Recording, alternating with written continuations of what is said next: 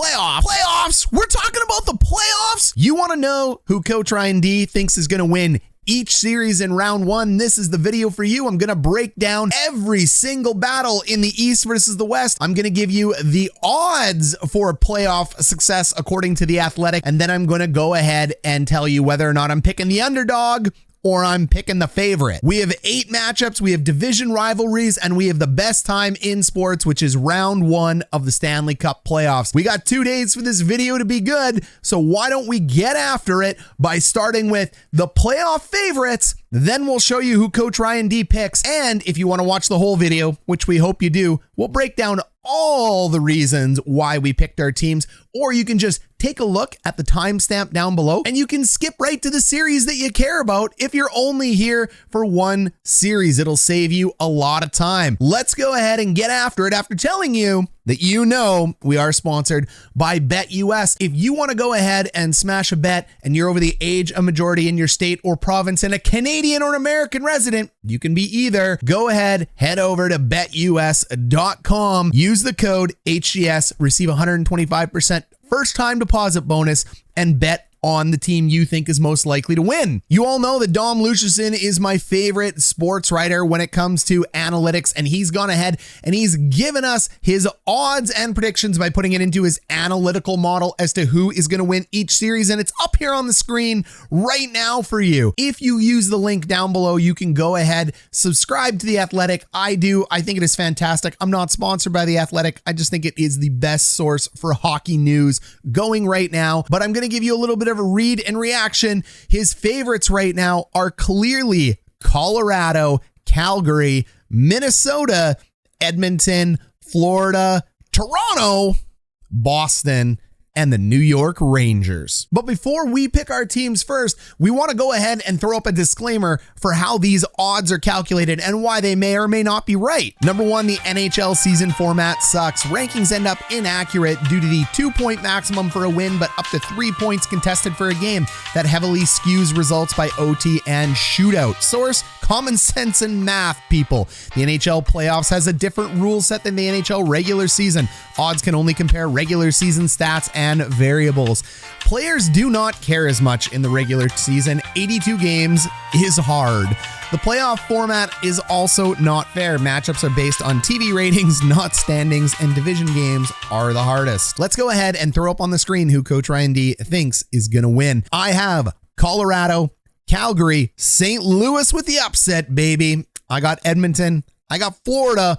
I have Tampa Bay, but skip, Leafs fans, don't leave yet. Skip to your team and find out there's some really good breakdowns there because there's an asterisk with this Tampa Bay selection. I've got the Canes, even with Freddie Anderson out, and I've got Team Shesterkin, the New York Rangers, over to Penguins. 2 things to note before we get into the list of teams. Take a look down the column here. This is what we are going to be measuring teams against in order to get to our prediction, which we've already given you anyway, but we'll tell you how many games we got there and why our prediction is what it is. As well, when we're taking a look at the season series, you've heard me say this before, overtime and shootout doesn't count. It's a tie. I don't care what you say down below in the comments, but please comment down below. Let me know how wrong I am. Overtime and shootout doesn't exist in the playoffs. It's 5-on-5 hockey. You can only evaluate 5-on-5 hockey.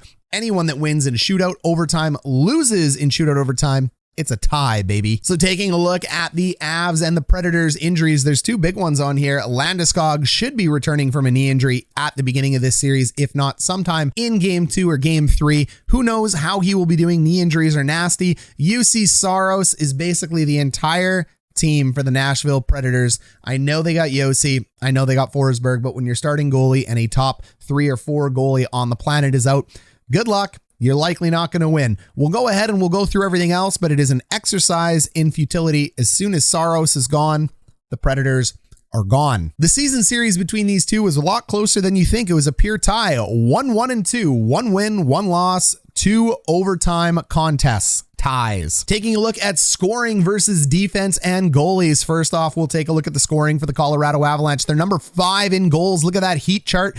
This is an elite team in the NHL. They actually score more goals than they get for shots, because if you go ahead and you look at their shots chart there, 5-on-5, they are number 8 at putting pucks to the net. You want to put more pucks to the net than less, so they're a mediocre team at getting shots, but they're a great team at finishing. If they were playing against UC Saros, you can see how cold that graph is for Saros, but they're going to get Ingram or Rittich, and both are just terrible choices for Smashville, so they're in big trouble there. Shots against for Nashville, they have one of the best defensive cores out there at number 10, so it almost looks like it could have been a wash, except for the fact that Saros is out. Flipping the script, the scoring for the Predators is number 16 in the NHL. It's not great, but what else do you expect? They really only have Forsberg. They got some depth as well too, and they like to score around the net. The shots for Nashville are really low, one of the worst in the NHL, so they score more goals than they should between shots and goals. Looking at the defense for the Colorado Avalanche, there's some holes on this defense, guys. Shots against, they're number 15 in the NHL. That's good for 50%. Good enough to beat the Preds. Not sure if it's good enough to win the Cup. Kemper is one of the best goalies in the NHL. He's number 9 right now with a wins above replacement. That's WAR of 4.9. Taking a look at special teams, the Colorado power play is number 7 in the NHL with 24%. They like to score from that left side shooter position. They also like to score from right side, right in the circle. Nashville has one of the better penalty kills in the league. No, they do not. It is number 18. So regardless of goalie and defense, it is actually putrid at 79.2. So when you have a power play this good and a penalty kill this good, heavily favors the Avs. Taking a look at Colorado's penalty kill, it's only good enough for number 15. Again, I'm not sure how these guys are ranked number 1. They let a lot of goals go in right around Darcy Kemper. You can see the heat map near the crease.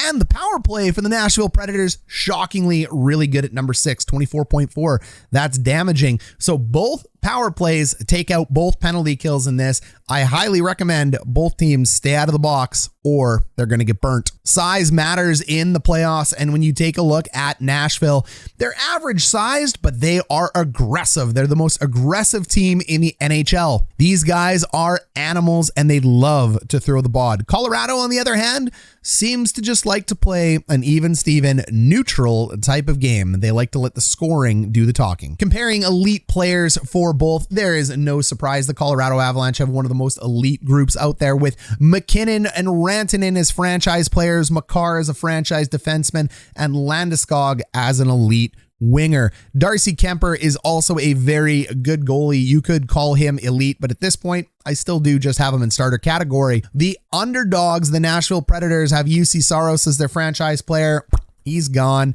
Yossi, one of the best defensemen in the NHL today. It'll be cool to see Makar and Yossi play against each other again. And Forsberg is an elite winger. Clearly, the team elite players favor the Colorado Avalanche. Final place to look at is depth. Look, the Avs are the Marianas Trench of depth. These guys are so deep. You can't find the bottom of the ocean with them. And when you take a look at the Nashville Predators, they're simply just average. They're an average playoff roster. They're not short. They're not deep. They're good enough to get in the playoffs. Wildcard team. So in summary, I have the Avs winning in 4, and that is very simple. UC Saros isn't there. I do not see Nashville getting a game. Bold prediction, I don't hide behind 6s. 6s are way too easy to pick. Seems just safe.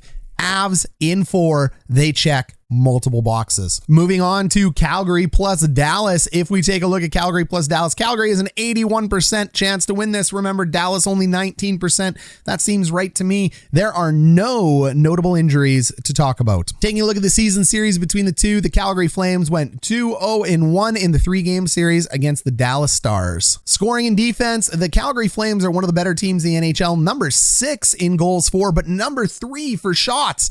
This team puts a lot of shots towards the net, and that is how Daryl Sutter coaches. Straight lines, do the simple things, pucks on net, baby. That's Daryl Sutter hockey all day. He turned the Flames around and he unlocked their talent. Ended up benching Monahan as well too because he couldn't buy into the system. Now, when you take a look at their goals, Calgary actually has an opportunity to even grow and get more goals because the shot count that they have is way overinflated compared to the goal count, and I think their shot count is accurate, so they could actually end up being an even more dangerous scoring team in the playoffs. Taking a look at the goaltending to compete against goals, Ottinger is number 16 with a wins above replacement at 3.5. Hey, that's pretty good. Take a look at the two charts there above. Calgary likes to score from the slot. Ottinger's pretty safe from the slot. This should be a decent battle, but I think Calgary has it in the goal department over the goalie, Ottinger. And then if you take a look at the offense versus the defense, Calgary is absolutely going to walk all over the defense of Dallas when you're thinking team defense versus team offense. That is one of the best teams in the NHL at getting goals. That is one of the best teams in the NHL at getting shots, the Calgary Flames are, and Dallas is nothing special at team defense. All right, let's flip the script. Markstrom is clearly an elite goaltender with a wins above replacement at 5.2. Good enough for number 6 in the NHL. And the underdog Dallas Stars are terrible at scoring goals. Ice cold, baby. 29th in the NHL. Nod is going to go to Calgary there. Shots against for Calgary. They're number 5 in the league. So number 3 for getting shots, number 5 for keeping shots out. This is a good hockey team. However, the Dallas Stars only come in at number 20 at getting shots. This looks like it's going to be a slaughter. Calgary Flames, a penalty kill is number 6 at 83.2. That's one of the best in class in the NHL. Look at the heat map around the net. The Dallas Stars are no slouches on the power play. Number 11, 22.5 is respectable. They do all their damage near the net, but if you take a look at Calgary, they keep pucks out around the net. Calgary's power play is no great shakes, but it's not bad either. It's number 10, good enough for 22.9. That will get it done in the playoffs. They love scoring in the bottom right low slot. The penalty kill side for the Stars is number 19th. That will not get it done. 78.6 is disgusting. You do not want this going into the playoffs. The good news is for the Dallas Stars, they're very good at keeping pucks out of their net around the crease, but they are terrible on the left-hand shooter side. And unfortunately, I think Calgary is going to end up exploiting that. Size matters, and size matters. Calgary is one of the heaviest, most aggressive teams in the playoffs. Look, Dallas is pretty aggressive themselves. They're not quite as heavy as Calgary. I think this is going to be a big series. There's going to be a lot of hits thrown between these two teams.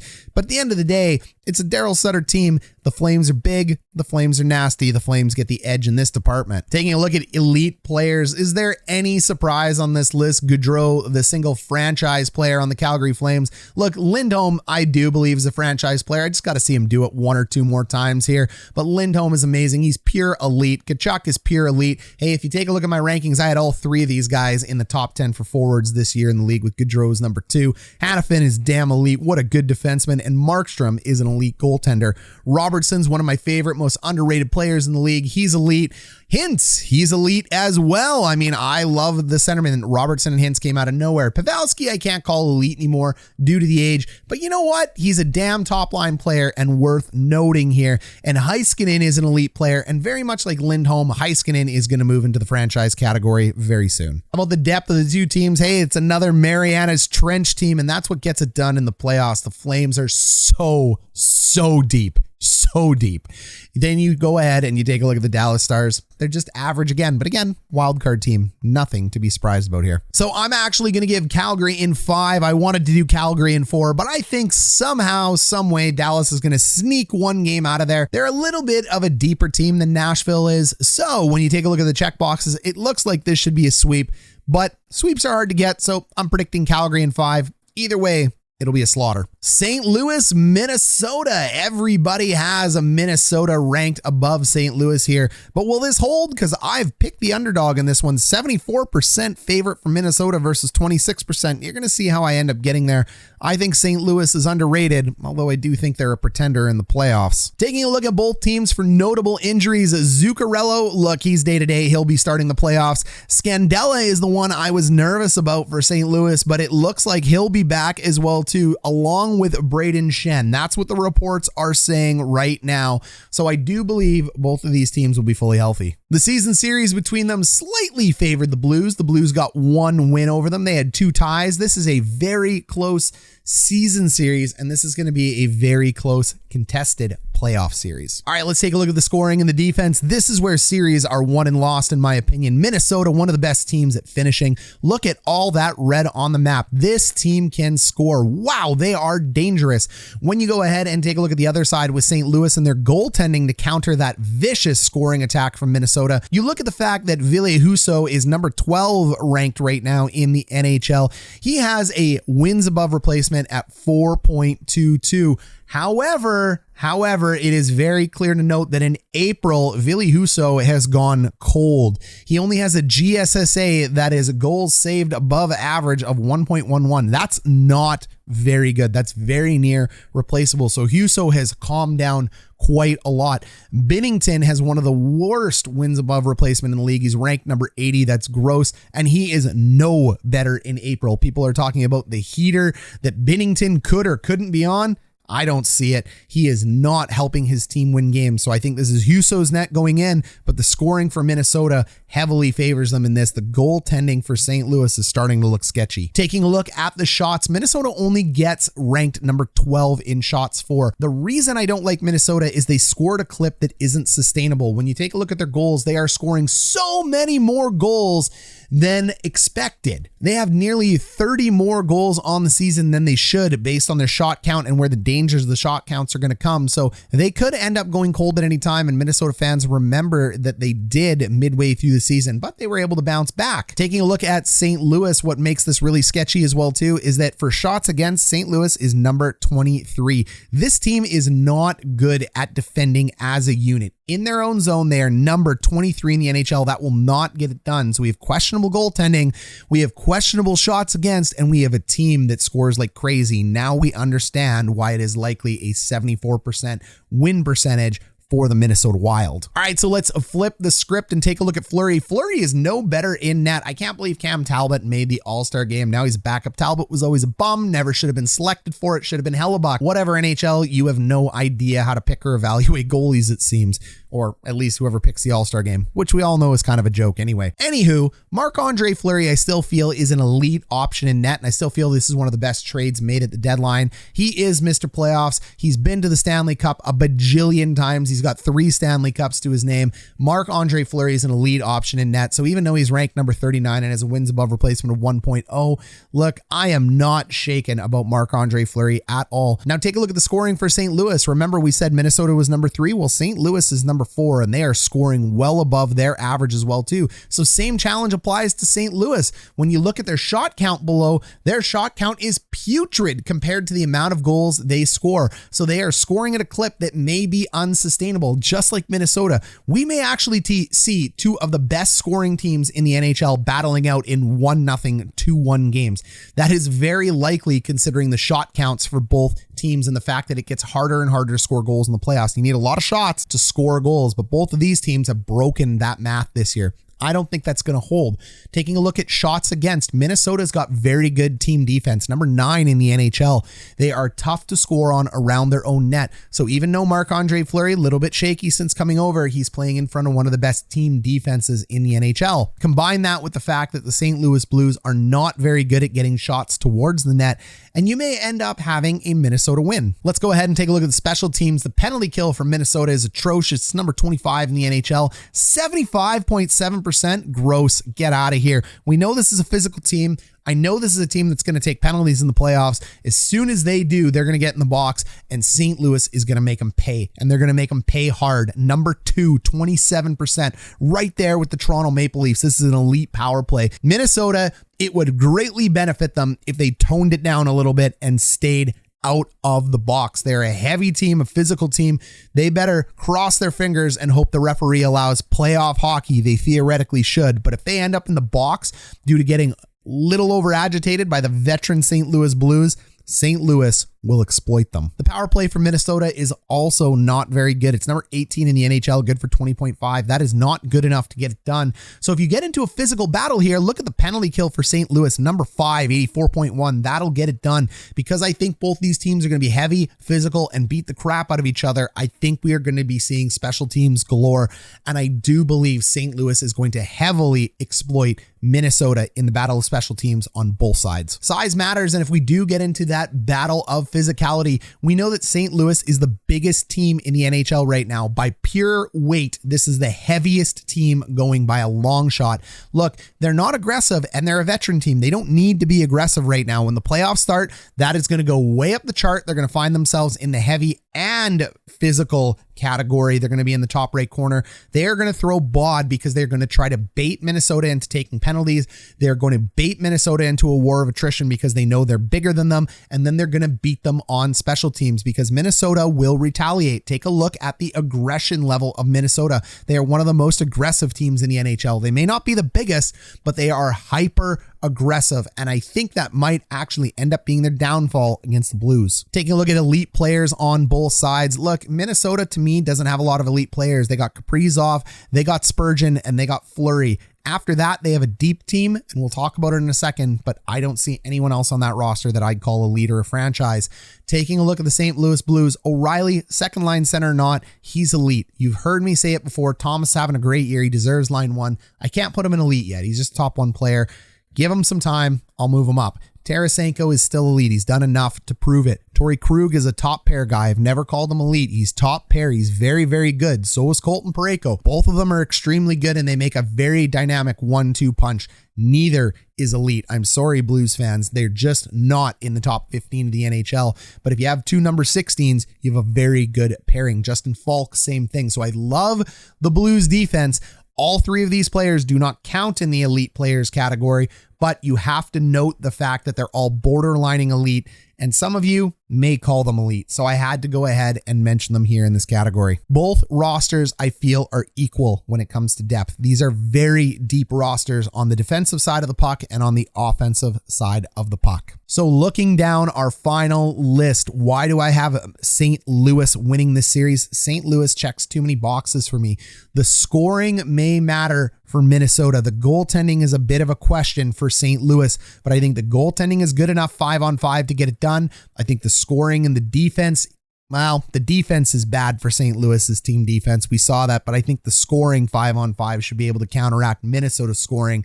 I really do think this is going to come down to a battle of physicality and special teams, and because of that, I'm picking the Blues, and I'm picking them in 7. This is going to be a war. All right, Oiler fans, one of the hottest teams in the NHL right now. You're winning the cup. Just ask everybody in Oil City. Look, 67% favorite to beat the Kings. I think this is going to be a pretty easy series for Edmonton, but let's walk through why. Injuries is number one. Drew Doughty is out, and I said it if you've been listening to this whole video. If not, I'll say it again. When you lose your number one defenseman, when you lose a top 2 forward, or when you lose your number one goalie, you're gone. Bounce. Hit the bricks. I don't care about depth at that point. You cannot replace a guy that is going to eat 50% of your minutes on defense, and that's what Doughty does, and that's what Doughty was going to do. Mikey Anderson and a few others are good, but you cannot replace a player like this in the playoffs. I know, I'm a coach, I'm a player, I've been there. When these guys go down, you are in big trouble. Does it hold 100% of the time? Nothing holds 100% of the time, but Doughty being out, rip, see you later, LA. But let's continue the exercise. Series this year favors Edmonton 2-1-1. Taking a look at the scoring versus the goaltending, Jonathan Quick's number 11 with a wins above replacement at 4.2. He's really found his form again. Quick is still elite. When you take a look at the goals for Edmonton, a little surprising. They're only number 10 in the NHL for goals. But when you take a look at their goals over April, it actually starts dipping a little bit. So Edmonton has some room to grow. If they learn to find the back of the net with their depth, Edmonton is going to be a very dangerous playoff team. The reason I put April in here, Edmonton fans, is everybody's been talking about the heater that people have been on. You don't want to play the Edmonton Oilers now. They're the hottest team going into the playoffs. Interesting. You actually scored better if you average out the entire season as opposed to the end. Taking a look at shots versus defense, Edmonton's shots are number 10 in the NHL, and in April, they're number 3. So Edmonton has jacked up the chances on net, and that's the most important to me. I want chances. Goals will come when you get chances. So being number 3 in the NHL, this is why they're one of the hottest teams going. It's interesting, though, that they're unable to score with all those additional chances. Hopefully, and theoretically, the law of averages say that should flip. So I want a team that's number 3 in shots heading into the playoffs more than I want a team that is outscoring their shot pace. When you take a look at the defense for the LA Kings, they're number 2 in the NHL for shots against. They are very good defensively as a team. And in April, they got better. So even without Drew Doughty, I know I said no Doughty, no good. Regular season's different than playoffs, folks, but they are number 1 in the NHL at limiting shots. So you have a team that's going to be pressuring and throwing a lot on net versus a team that is very stingy. Unstoppable force versus the immovable object. In this category right now, you have to lean towards Jonathan Quick. If you want to take a look at this, the shots cancel each other out. The goals are below what the goalie is theoretically able to do. If you want to call it a wash, you can call it a wash, but this is pretty tight. I may lean towards LA at this point, but not without Doughty. Flip the script though. Hold the phone. Mike Smith is a goaltender again, baby. In April, one of the reasons they're super hot, Smith is number one out of goaltender category. GSAA at 15.32. That is double Igor Shesterkin for the month of April. Smith is on fire. He has been junk through the season. We know the Edmonton Oilers goaltending problems, but if you're hot now, that's what matters. The question is, can he hold? Are we at the top of the roller coaster and about to fall way down, or are we still climbing, Mikey Smith? Guess we'll end up seeing. Taking a look at the goals for the LA Kings. They're number 8 in the NHL for goals, but in April, they are ice cold, number 24. So you have the best goalie in the NHL right now by statistics against one of the worst teams at generating goals. That heavily favors Edmonton going into playoffs. Shots against for Edmonton. Look, number 16 for shots against, right in the middle of the league, bottom of the barrel if you're thinking about the playoffs. Look, 16 teams make the playoffs, Oiler fans. You don't want to be number 16 in anything. And they are number 19 in April. That's scary, especially when you take a look at the fact that LA is number 7 for shots overall. But then again, unfortunately, and I think this is the Drew Doughty effect, without Mr. Doughty in the lineup, that puck moving capability and that offensive prowess from the point goes way down. And the Los Angeles Kings are number 28 in the NHL for shots towards the net. So terrible at scoring, terrible at shooting, super duper hot goalie. Really a lot of shots on net for Edmonton. Edmonton should have this one in the bag. Due diligence, the PK and the penalty kill. Look, the Edmonton penalty kill, not that good. 17th. Remember, anything around 16th? Nope. 79.4, but it's good enough to get it done against a terrible power play for LA, number 27 and 16.1. That will not get it done. So the Edmonton penalty kill will hold here. The Edmonton power play is one of the best in the NHL. Of course it is. Draisaitl and McDavid are on it. What did you think it was going to be? 26% is dominant, and they are going against an awful penalty kill in the LA Kings. 77.1 will not get it done. Taking a look at size, LA checks this box. Look, they're a little bit heavier and they're a lot more aggressive. There is no way around it. There's no way you're going to sell me that Edmonton's going to ramp up the aggression come the playoffs. McDavid is McSoft. We saw it last year. The man is soft serve ice cream when it comes to playoffs, but he does not need to do that because that isn't his game. That isn't the Edmonton Oilers game. You do not need to change a game in the playoffs in order to win. You just got to play the best version of your game. So you have a heavier, more physical team in LA. That isn't surprising. Elite players, really easy when you're taking a look here. 2 massive franchise players there for Edmonton. Darnell Nurse is still elite, and Smith is hot as fuck. Kopitar is elite. Anderson is their de facto number 1, but I wouldn't call him elite. I'd call him a top pair guy though, and Jonathan Quick is elite. Unfortunately, no Drew Doughty. RIP. The depth of both teams, I believe Edmonton's still shallow. Go ahead, comment down below, Edmonton. Tell me how I'm wrong, but your team is as shallow as a kiddie pool, in my opinion. Top heavy. You may not like it. You may be bored of the narrative, but it's true.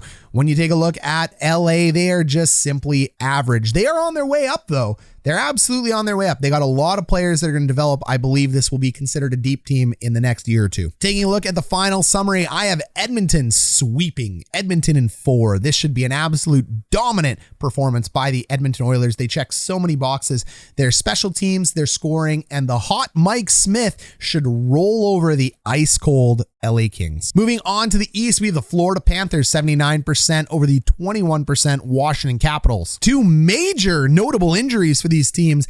Aaron Ekblad should return for game 1 or at the very least round 1 of the NHL playoffs. Florida has been missing him greatly. And the great 8, Alexander Ovechkin, is also day-to-day theoretically should return, but we got to monitor both. Now, if both players end up missing, I've said it, if you cannot recover if an elite player isn't there, but if both teams have an elite player out, it is a wash. Taking a look at the season series, it's actually closer than you'd think. It's 1-1-1, but unfortunately, we don't get much from this because all the games were from November. We know Florida is one of the best scoring teams in the NHL, don't we? They are number 1 for goals, and they are number 8 in April for goals. The Ekblad missing, maybe that's getting to him a little bit. Ekblad does everything for the Florida Panthers. They may be as deep as they come, but having a player like Aaron Ekblad, that franchise puck-moving offensive and defensive defenseman not being there, that does hurt. So maybe they just couldn't hold the clip that they were at, and they were at an incredible clip.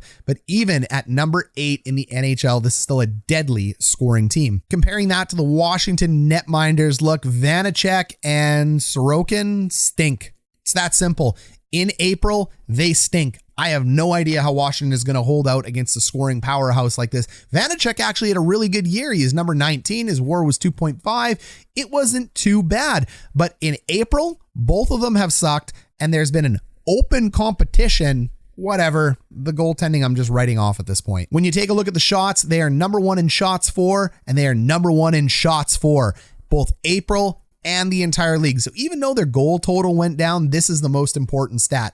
Their offense doesn't really go down when you're taking a look at the number 1 team at generating offense. Look at that heat map. It is dangerous. That is on fire. They score from all over the zone, but primarily in the slot. That's where you want to be. Those are high value goals. When you are generating the most shots in the NHL, you will inevitably generate top 5% in goals. Florida is deadly going into the series. Washington's actually pretty good defensively, though. They're stingy. This is probably why it was a 1-1-1. It's surprising. They are number 6 in the NHL at shots against, and they are number 4 in the NHL at shots against. So we have a very good team defense versus an incredible, maybe game-breaking team offense. Let's go ahead and flip the script, and the holes for the Florida Panthers start showing themselves. Panther fans, you may think I'm a hater. I've been talking about this all year. What? Did he say Panther fans? Sorry, correction. Panther fan. It's Panther fan. Look, I've been critical all year of the goaltending, and I am not changing my tune. Bobrovsky is as cold as it gets in April right now. GSSAA of negative 2.29. He is below replacement value. Oh boy. And Spencer Knight is number 12 in the NHL over the month of April in terms of ranking. Oh my God. Do we have a Drieger situation again here? This is not good. Look, Bobrovsky had a fine year, number 14, 4.1, but you cannot win in the playoffs by just outracing your opponents in goals. You need something in net. And if we end up with a $10 million goalie getting benched for Spencer Knight again, oh boy, that is going to do nothing for Florida. Taking a look at the goals for Washington, they are not great. I mean, at the end of the day, number 13 and number 14, they're consistent, if anything, but there's 16 teams that make the playoffs, so that's not a great ranking. Shots against for Florida, their team defense is solid at number 8, but they did not help their goaltenders in April. They are number 13 in the NHL for shots against. So this team is not bad defensively. They are poor when it comes to goaltending, and they are incredible at scoring. This is what I'm talking about with holes when it comes to the Panthers.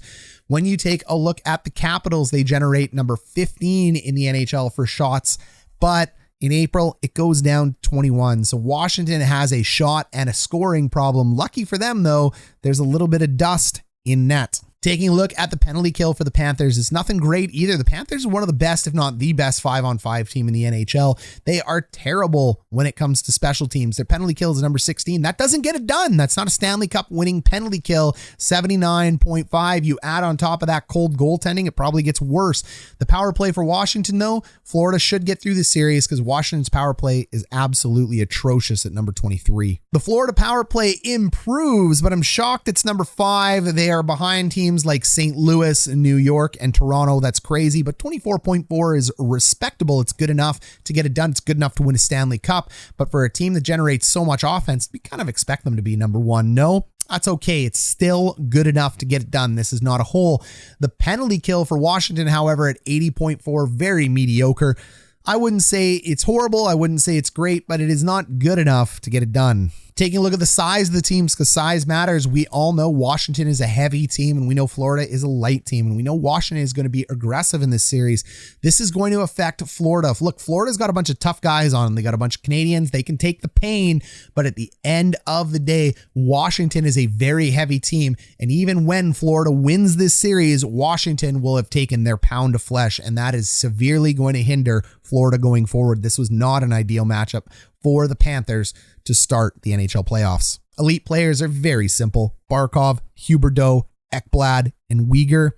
Easy choices. Ovi and Carlson over on the Cap side. Looking at the depth, we have another Mariana's Trench team. This team is super deep, and we know that the Capitals, they have a shallow playoff roster. Sorry, Caps fans, you can hate on me all you want. That roster is shallow now. It's aged. It's got a lot of big names. It just doesn't perform. The only area Washington ends up checking the list for is going to be size. I think the injuries end up being a wash. I believe Ovi has a better chance to return than Ekblad, but both should return. So theoretically, Florida should win this series, but I actually think it's going to be dragged out way more than people think. I think this is a 6-gamer, and I think Florida may succumb to some bruises, maybe even an injury from the big bad Capitals. Leafs and Bolts, the teams that get the most amount of clicks on my channel. Look, you can't hate it, fans. When you're talking about the Leafs, there's the NHL and there's the Toronto Maple Leafs.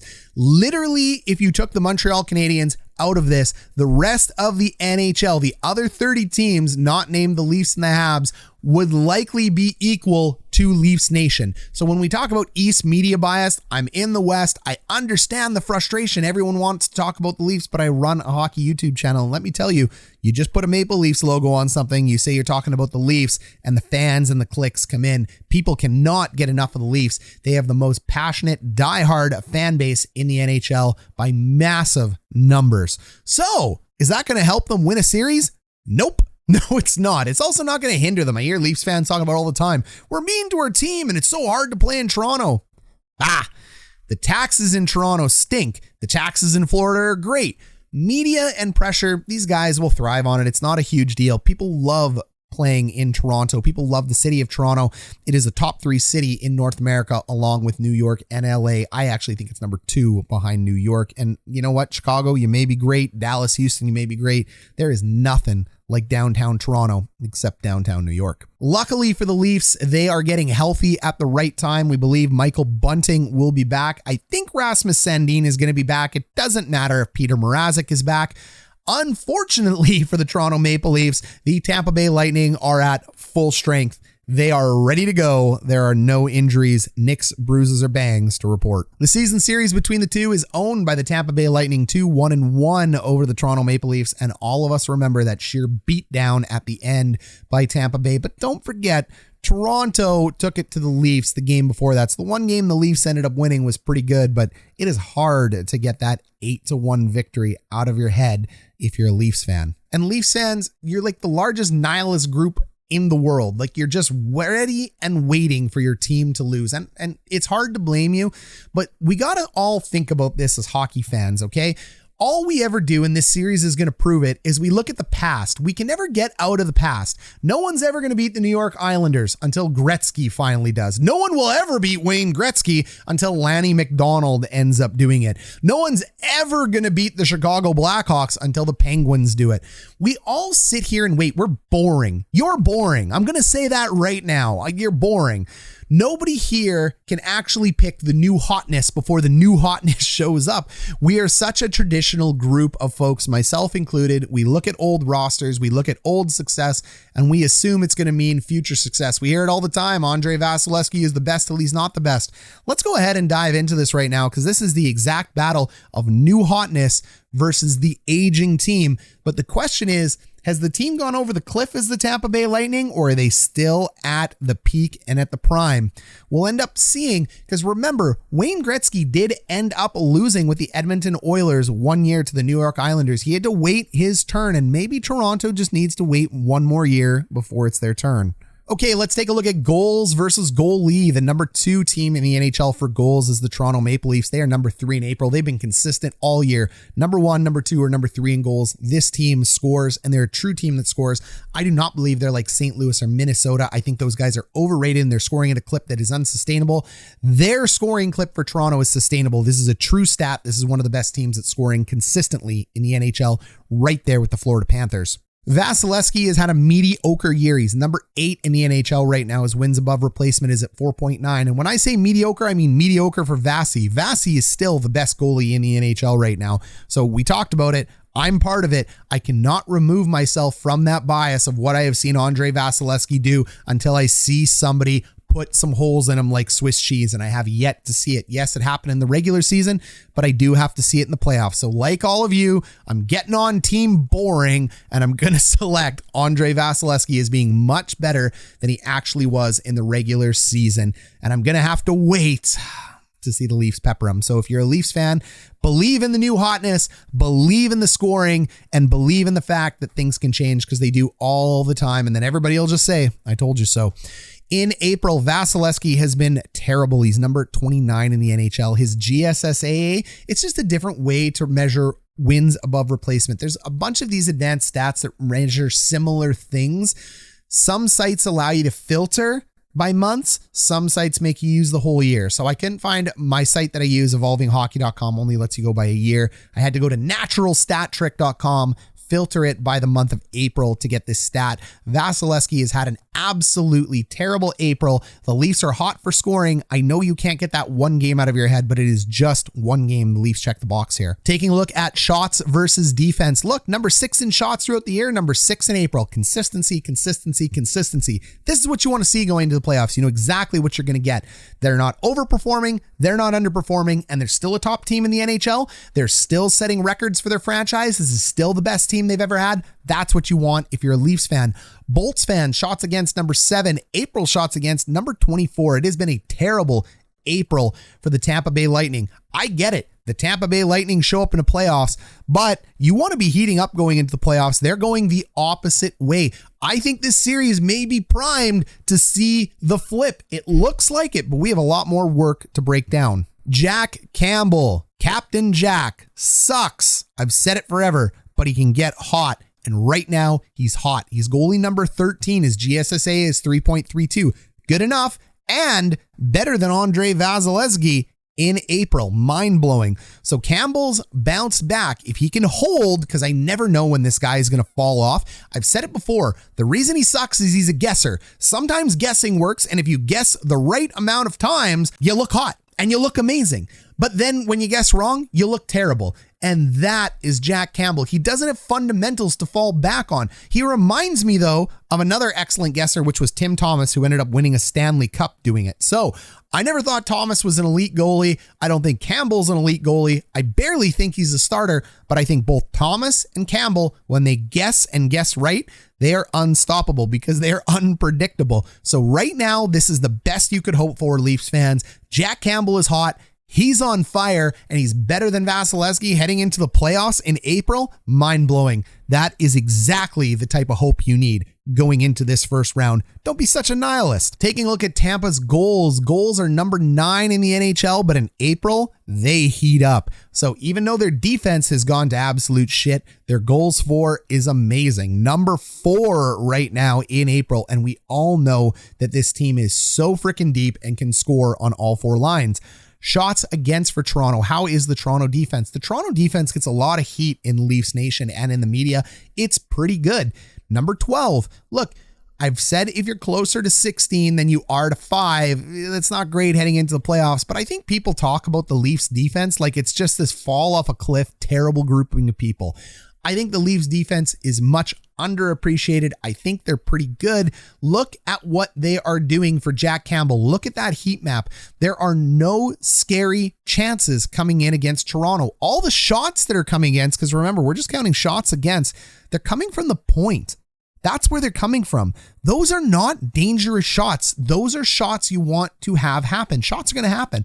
Keep them to the outside. The Leafs defense keeps them to the outside. So even though they're ranked number 12 in shots, they are a much, much, much better team defense than anyone is giving them credit for. Unfortunately, goals end up going in from the point. That's why, you get a little bit nervous. That's not what you want to see, right? But it's the way it goes. So if you take a look at the graph up there, you might go, hey, Jack Campbell's graph is all red around the net. And when you take a look at the 5-on-5 defense for Toronto, it's all blue around the net. I don't get it. Tip-ins. So what they're saying is shots from the point are going towards the net. They're deflecting off somebody and going in, or it's a rebound. Both are bad. I mean, these aren't great scoring chances. The defense just has to tie them up. But Jack Campbell just doesn't do good when he can't see the puck or when he lets out a bad rebound. It is also saying that Campbell is letting in way, way too many goals for the amount of shots coming in. That's why it's so concerning. But again, he's hot in April. Taking a look at the Tampa Bay offense. Look, they're number 21 for the year for shots. That's not good. Everybody has said Tampa Bay's had a mediocre year. Bolts fans know it too, but just wait till the playoffs. We turn it up. Got it, man. 2 cups will let you be cocky that way. April shots for, though, will actually give you a reason to be cocky because you're number 7. So number 7 in shots for, number 4 for goals for. The talent is heating up. There's a lot of truth to what Bolts fans are saying. We're heating up for the playoffs. Offensively, at least, because defensively, you've gone totally the other way. Power play versus penalty kill time. Penalty kill in Toronto is number 8. Penalty kill. Power play in Tampa Bay is number 8. Unstoppable force meets the immovable object. This should be a wash, but I'm going to give the edge to Tampa Bay here because at the end of the day, Tampa Bay was a little bit sleepy, and we saw that in that 8-1 routing. When this power play wants to show up and Cooch wants to score, or Stamkos wants to score, or Point wants to score, or Hedman wants to score, oh my God, such a team. They're so deep. It will greatly improve from here. So the nod goes to Tampa Bay. The Leafs power play, though, is the best in the NHL. They are number 1 at 27.3, and they score in the most dangerous spot they should be with Auston Matthews on the roster. The penalty kill for the Tampa Bay Lightning is not very good. It's number 11. So do I think the Bolts power play is better than the Leafs kill? Yes, but the Leafs power play is exceptionally better than the Bolts kill. What Leafs fans are going to have to hope happens in this series is you're going to have to hope that the referees do not put the whistle away. Look, we all know about playoff hockey that no penalties are likely to be called, but every ref is different and every series is going to be different. If you get lucky and you get a referee that calls the penalties the way they should be called, if it was a regular season game or just the rule book, your power play is going to get out there and do work. But if the referee puts the whistles away, it is heavily going to favor Tampa Bay because that power play is just not going to have an opportunity to go to work. All right, taking a look at size. Toronto is one of the smallest, least aggressive teams in the playoffs. Everybody knows that. Again, I am not saying Leafs fans that the Leafs need to go out there and start banging bod. They should do the opposite of it. You do not want to engage in the Tampa Bay Lightning in a game of fisticuffs. It doesn't work. Do not do it. Skate away, score goals, stay out of the scrums, stay out of the face washes. Let the Tampa Bay get sleepy. Let them stay in a series that's boring. Do not engage them in physicality if it is not required. Use your skill. I know Tampa Bay has a boatload of skill as well too, maybe more, but you do not want to engage them in a war of attrition. Why? Look at the size of the Tampa Bay Lightning. It says they're passive, but that's a lie. That is an absolute lie. This is just a team with 82 games in the season that wants to be healthy. They weren't looking to throw the bod. And how do I know that's true? Because when you take a look at their aggressive levels in the Stanley Cup when they won it twice, look how dangerous they were. They shoot right up to the top. This team gets hyper aggressive. They get hyper tough. They get hyper chippy. There's a lot of mean, nasty CHL playing Canadians on that team led by Steven Stamkos from Toronto and the OHL. Kucherov may be small, but he's a wiener and he's aggressive. Corey Perry is one of the most dynamic agitators in the NHL. They are big, they are nasty, and they will win the war of size and aggression. So let sleeping giants sleep, Toronto Maple Leafs, and try to play a skill on skill game. Taking a look at the elite players of this series, it's very clear. Kucherov, Point, Stamkos, Hedman, and Vasilevsky. Come on, there's no way I got any of that wrong. These guys are amazing. The only thing I may get wrong is if you want to call Point and Stamkos both franchise players. They're damn good. But to be a franchise player, you have to be, I think, top 5 at your position. And right now, as good as Stamkos is at scoring, there are still 5 centermen I'd rather have over him in the playoffs. Same with Point, but they may be sitting at like 6, 7. Point is amazing. Stamkos is amazing, and they're going to be amazing in the playoffs. The elite players for the Maple Leafs are very clear. It's going to be Matthews. He is their franchise player. It's going to be Marner. It's going to be Riley. It's going to be Tavares. Giordano and the rest of the depth, they just aren't going to check the box. Nylander is not going to check the box for elite. There's good players all around Toronto, but these are the guys that are going to check the box for elite. Michael Bunting can't check that box yet, even though he plays with that. I am not counting all 3. I'm just counting Marner and Matthews. The depth of both teams, the Marianas Trench designation does go to the Toronto Maple Leafs. This is a super deep team, guys. Super deep. If Jack is good. If Jack Campbell is not good and he goes cold, this team falls off a cliff. It doesn't matter how deep you are. If you have a goalie ranked number 80, you're screwed. But if Campbell can hold and Campbell can keep performing as goalie 13, this is a great roster. When you take a look at the Tampa Bay Lightning, throw up the ones. Roman Reigns, this is a God mode playoff roster. Come at me and tell me I'm wrong. There's not a hole in this roster. This is the best roster in the playoffs.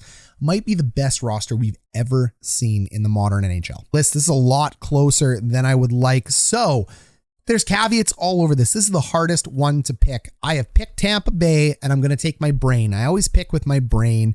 My brain cannot get over its reptilian ape style. I'm a dumb hockey fan brain. I look at the roster.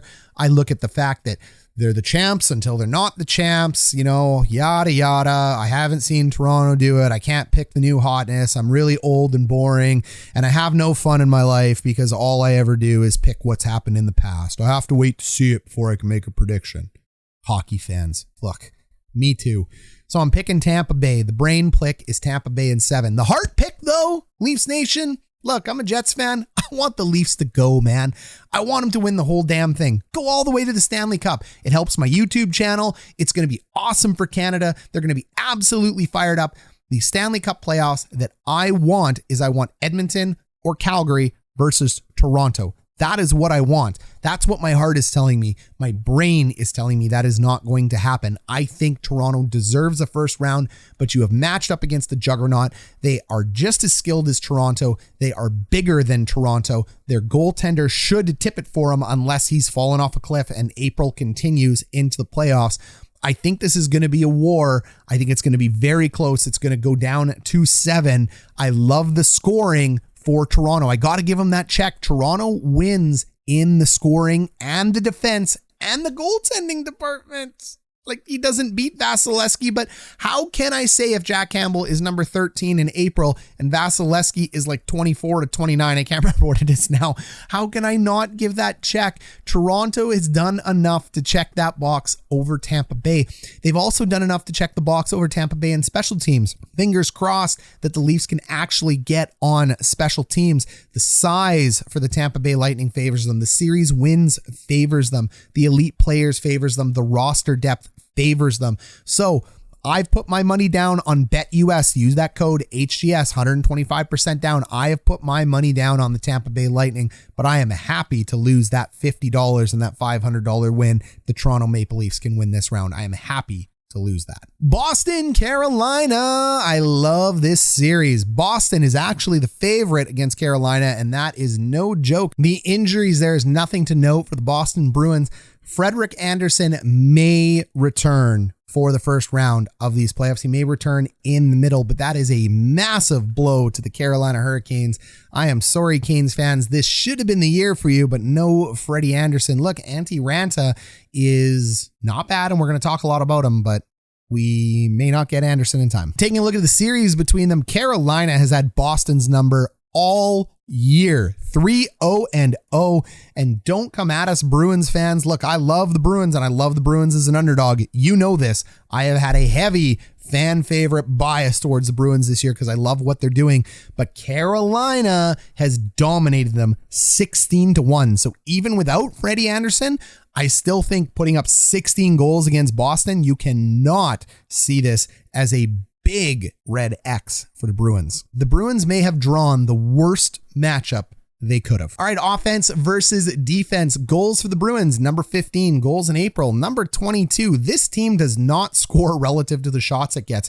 Look at the amount of shots the Bruins get. Number 2 in the NHL, number 2 in April. They didn't even slow down. These guys put pucks on net, baby. They just don't score. So like I said, I would rather have a team that gets a lot of shots than a team that gets a lot of goals. I know goals win games, but you can't score without shots, right? Chicken and the egg. I'm going to take the shots over the goals every time. So the offense for the Bruins is potent and dangerous. The finishing for the Bruins is not that good. When you take a look at the goaltenders for Carolina, you can see their ice. Most of that is Frederik Andersen, but Antti Ranta is no bad shakes himself. Antti Ranta is number 20 in the NHL with a wins above replacement of 2.4. However, unfortunately, in the month of April, he has fallen off and cooled off. This happens to backups. People think backups are great. Look, they just need to go ahead and survive. But when they get the starting role, things usually change, and that is what has happened to Rantanen. So Rantanen at 52 right now, a GSSA of negative. That means he's below replacement. That could be the death blow for the Carolina Hurricanes, especially with the offense from the Bruins.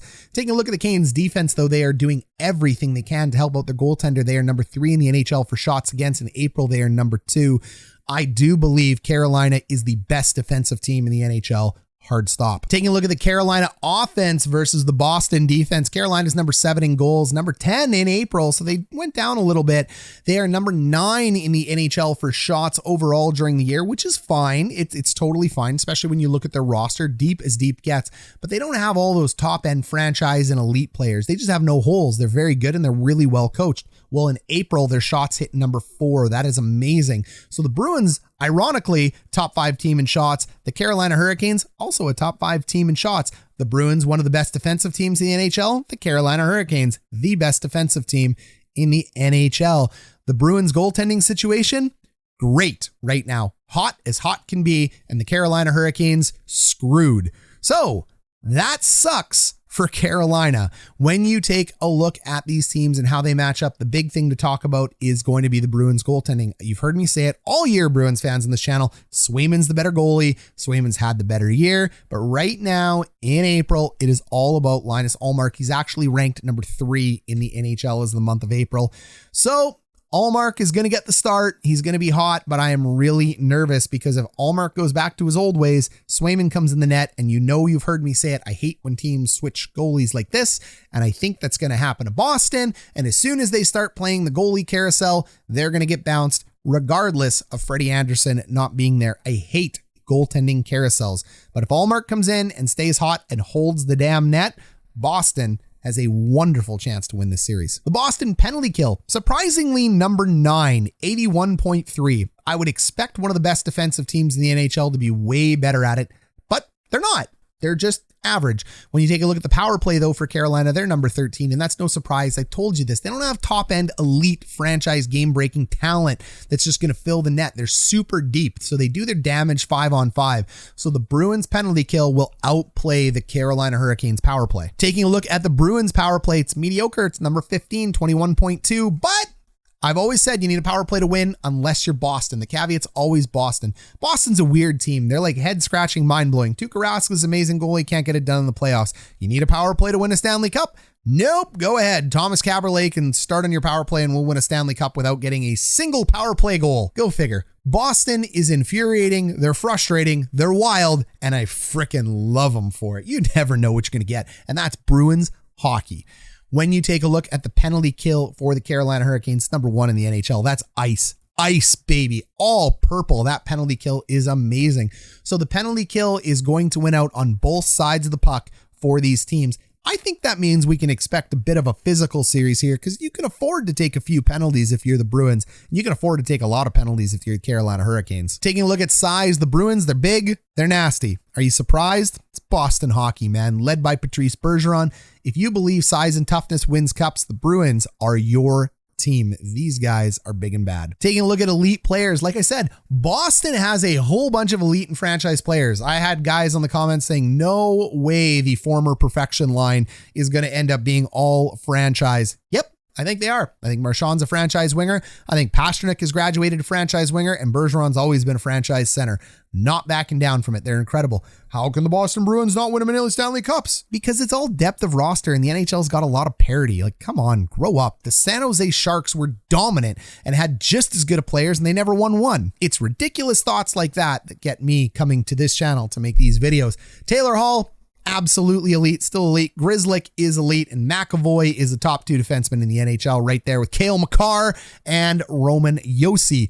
Looking at the underdogs, Aho is elite. Svechnikov is elite. D'Angelo is elite. Slavin is elite. Anderson, rip, is elite. Taking a look at the depth, the Marianas Trench roster of the Carolina Hurricanes. They don't get God mode even though they are super deep. They may be deeper than the Tampa Bay Lightning, but the talent and the skill on the top end of Tampa Bay outweighs that. That's what is required to get a God mode roster. You just got to be the Tampa Bay Lightning. But the Carolina Hurricanes have an amazingly deep roster. Strong playoff roster for the Bruins. More holes for the Bruins than most teams. But when I say most teams, I'm talking like the top 4, top 5. The Bruins playoff depth is more than adequate to win a Stanley Cup. That's why they get strong playoff roster. Not above average, not average, strong. They can win a Stanley Cup with this team. Taking a look at the final list. Look, I agree. Boston's the favorite. If you want to pick Boston, I fully agree with your pick. You should be picking Boston in this one. I am picking Carolina. the end of the day, when I look at the Carolina Hurricanes record over the Boston Bruins, when I look at the depth of roster of the Carolina Hurricanes, I got a feeling. That's all this is a feeling. I feel like the Carolina Hurricanes are going to take this in 7. When I take a look at the depth of them, I think they're going to sneak through. Maybe Anderson comes back just in time. I really want to pick the Bruins here, but I am going with the Canes in 7. All right, one of the most watched series of the playoffs is going to be the Rangers versus the Penguins. In America, they love these teams. Canadians love these teams.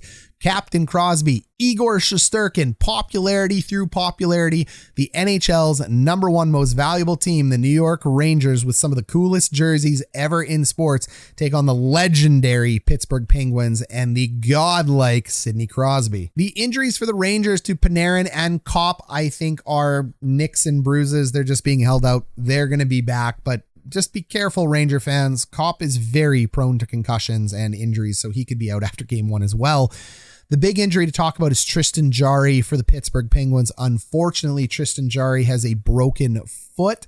That is scary. He may be back by round 2, maybe, but I would not expect to see Jarry back. Taking a look at the season series this year, the Rangers have had the number of the Penguins, haven't they? 11 goals for and 3 goals for Pittsburgh in the last 3 games. That's an 11-3 kicking over the last 3. And when Pittsburgh beat New York, it feels like a billion years ago. So the New York Rangers really do have the Pittsburgh Penguins number going into these playoffs. And why is that? Well, it's not due to the New York Rangers scoring, that's for sure. I've been calling these guys a pretender because their goal scoring just isn't there.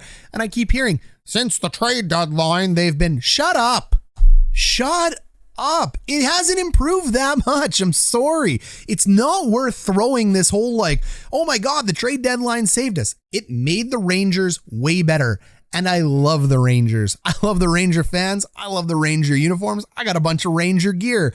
But I got to be a realist. Stop telling me this team is so good when they clearly do not produce offense. Hard stop, end of story. Look at this. Goals, 21 over the course of the year. Since April 21st. Okay, trade deadline. What up? Number 30 in shots in the NHL. That is not playoff caliber. That's ridiculous.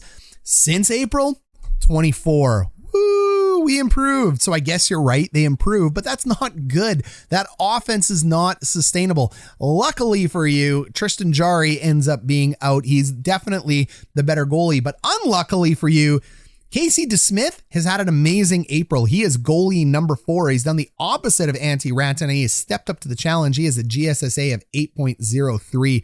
That is amazing. He has not had a great year, but at the end of the day, you got to be hot going into the playoffs. So at least while you're waiting on Jarry, fingers crossed if you're a Penguins fan, your goalie is hot right now. The Penguins defense, no great shakes either. Number 16 in shots against and number 25 in shots against in April. So the New York Rangers get lucky. That's why this matchup is good. The shots against and the team defense for Pittsburgh is just as bad as the offense of the New York Rangers. So this is going to be a lot of dump and chase hockey.